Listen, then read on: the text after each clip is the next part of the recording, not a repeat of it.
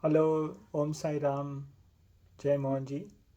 My name is Bimal Lohana. I'm going to read a chapter today from Sai Charitra, chapter number 47.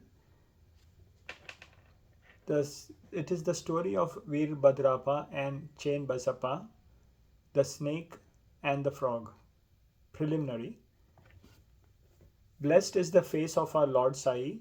If we cast a glance at him for a moment, he destroys the sorrow of many past births, and confers great bliss on us. And if he looks at us with grace, our bondage of karma is immediately destroyed and we are led to happiness. The river Ganges washes away the dirt and sins of everyone who goes for her who goes to her for a bath, but she intently longs for the saints to come and bless her with their feet and remove all the dirt sins accumulated in her. She knows for certain that this accumulation can only be removed by the holy feet of the saints. Sai is the crest jewel of the saints, and now hear from him the following purifying story. The story of the snake and the frog. Sai Baba once began to tell a story. One morning, after having my breakfast, I strolled along till I came along the banks of a small river. As I was tired, I rested there, washed my hands and feet, and had a bath and felt refreshed. There was a footpath and a cart track sheltered by shady trees, and the breeze was blowing gently. As I was preparing to smoke my pipe, I heard the croaking of a frog. I was striking the flint and lighting the fire when a traveler turned up and sat by my side and bowed to me and politely invited me to his house. He lit up the pipe and handed it over to me. The croaking was heard again, and he wanted to know what it was. I told him that the frog was in trouble and was suffering the bitter fruit of its own karma. We have to reap the fruit of what we sow in our past life, and there is no use crying about it. Then he smoked and handed the pipe back to me, and he said and said that he would go there in person and see for himself. I told him that a frog had been caught by a big snake and was crying for help. They were both very wicked in their past life and were now reaping the fruit of their actions in these bodies. He went out and found out that a huge black serpent was holding a big frog in its mouth. He returned and said that in a few minutes the frog would be eaten up by the snake. I said, "No, this cannot be. And I am its father, the protector, and I am here now. How can I allow the snake to eat the frog? Just see, just see how I save it." After smoking again, we walked to the place. He was afraid and asked me not to proceed further, as the snake might attack us. Not minding his words, I went ahead and addressed the creatures thus: "Veer Bhadrapa, has not your enemy Basapa repented, despite being born as a frog, and you too born as a serpent, still maintain bitter enmity against him? Shame upon you! Give your hatred, give up your hatred, and rest in peace." Hearing these words, the snake left the frog immediately and slithered into the river and disappeared. The frog also hopped away and hid itself in the bushes. The traveler was very surprised. He said that he could not understand how the snake dropped the frog and disappeared when these words were said. Who was Veer Bhadrapa and who was Basappa, and what was the cause of their enmity? I returned with him to the foot of the tree and, sharing a few puffs of smoke with him, I explained the whole mystery to him as follows. There was an ancient holy place, sanctified by a temple of Mahadev, about 4 or 5 miles from my place. The temple was old and dilapidated, and the residents of the place collected funds for its repairs. After a large amount was collected, an arrangement was made, and plans with estimates for repair were prepared. A rich local man, was appointed the treasurer, and the whole project was entrusted to him. He was to keep regular accounts and be honest with all his dealings. He was a miser and spent very little for the repairs, which consequently made very little progress. He spent all the funds, pocketed some for himself, and spent nothing from his pocket. He had a sweet tongue and was very clever in offering plausible explanations regarding the poor and tardy progress of the work. The villagers again went to him and said that unless he lent his helping hand and tried his best, the work would not be complete. They requested him to work out a plan and again collected subscriptions and sent the amount to him. He received it but did nothing again. A few days later, God appeared in his wife's dream and said to her, "You get up and build the dome of the temple. I will give you 100-fold of what you spend." She told her husband about this vision. He was afraid that it would involve some expense and therefore laughed it off, saying that it was a mere dream and never to be relied on and acted upon. Why did God not appear to him and tell him? Wasn't he sleeping next to her? He said it looked like a bad dream, a dream that creates mistrust between spouses.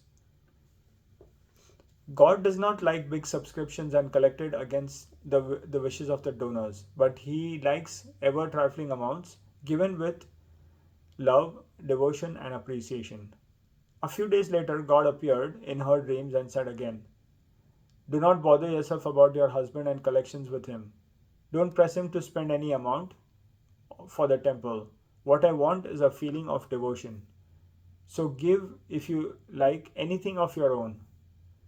She consulted her husband about this vision and decided to give God ornaments given to her by her father.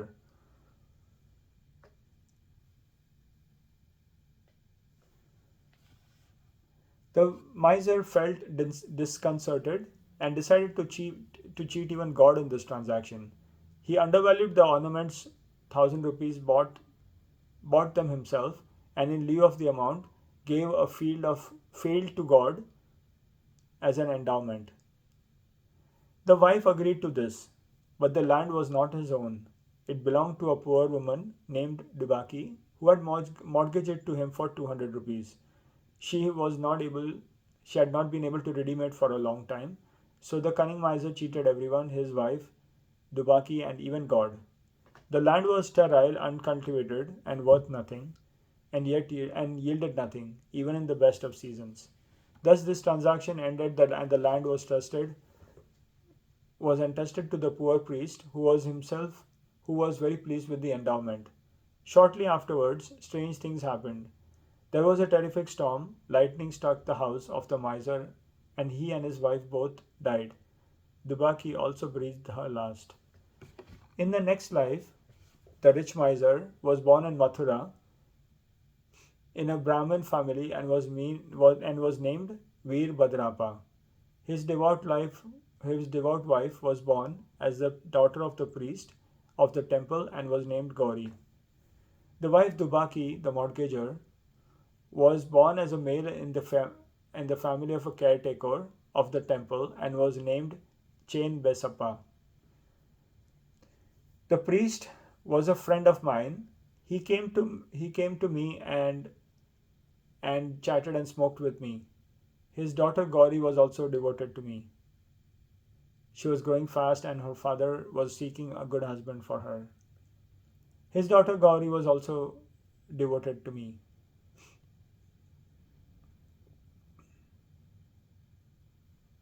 She was going fast and was, yeah. I told him not to worry about this, as the groom himself would come seeking for her. Then there came a poor boy named Veer Badrapa, wandering and begging to the priest's house. With my consent, Gauri was given in marriage to him. He was at first devoted to me, as I recommended his marriage to Gauri. Even in this life, he was after money and asked me to help him get it, as he was leading a married man's life. There was a sudden rise in land prices, and by Gauri's good luck, There was a great demand for land, and the endowed land was sold for 1000 rupees, 100 times the value of her ornaments. Half the amount was paid in cash, and the remaining was to be paid in 25 installments of 2000 rupees each. Everyone agreed to this transaction, but began to quarrel over the money. They came to me for consultation. I told them that the property belonged to God and was vested in the priest, and Gauri was his sole heiress, and no amount should be spent without her consent. I also said that her husband had no right whatsoever in the amount. Hearing my opinion, Veer Bhadrapa was wroth with me and said, I wanted to establish Gauri's claim and embezzle her property. Hearing his words, I prayed to God and kept quiet. Veer Bhadrapa scolded his wife, and she came to me at noon and requested me not to mind his words and that I should not abandon her, as she was my daughter. Since she said she sought my protection, I gave her a pledge that I would even cross the seven seas to help her. That night Gauri had a vision. God appeared in her dreams and said, all the money is yours. Do not give anything to anybody. Spend some amount for the temple repair in consultation with Chen Besapa. And if you want to use it for some other purpose, consult Baba in the masjid, myself. Gauri told me the vision and I gave her the proper advice in the matter. I told her to take the principal or capital amount for herself, give half of the interest to Chen Basappa, and that Veer Bhadrapa had no role in the matter. While I was talking, both Veer Bhadrapa and Chen Basappa came there quarreling. I tried my best to appease them and told them that about Gauri's vision. Veer Bhadrapa got wild and angry and decided and threatened to kill Chen Basappa by cutting him into pieces. The latter was timid, he caught my feet and sought my refuge. I pledged myself to save him from the wrath of this foe. Then, after some time, Veer Bhadrapa died and was born as a snake, and Chen Basappa also died and was born as a frog. Hearing Chen Basappa's cries and remembering my pledge, I came here, saved him, and kept my word. God runs to his devotees in times of danger. He saved Chen Basappa, the frog, by sending me here. All this is God's Leela. Moral of this, the moral of the story is that one has to reap what one sows, and there is no escape unless one suffers and squares up one's old debts and dealing with others. It also teaches us that for money drags the greedy man to the lowest level and ultimately brings destruction on him and others. Bow to Sri Sai, peace be to all. So, thank you so much for listening to this wonderful story shared by Shirdi Sai Baba. And thank you so much for listening. Have a wonderful day. Om Sai Ram.